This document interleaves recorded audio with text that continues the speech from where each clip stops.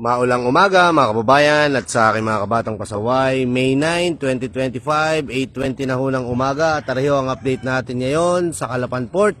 Ayan, kakaalis lang po ng ating MV Viva Santo Domingo. Diyan ho sa Calapan Port. Ano po?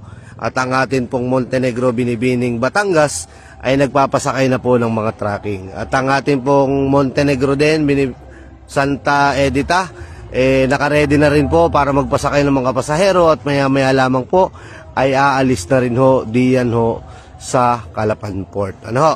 At kung nakikita nyo, medyo umaambon pa ho, medyo katitila-tila lang ho.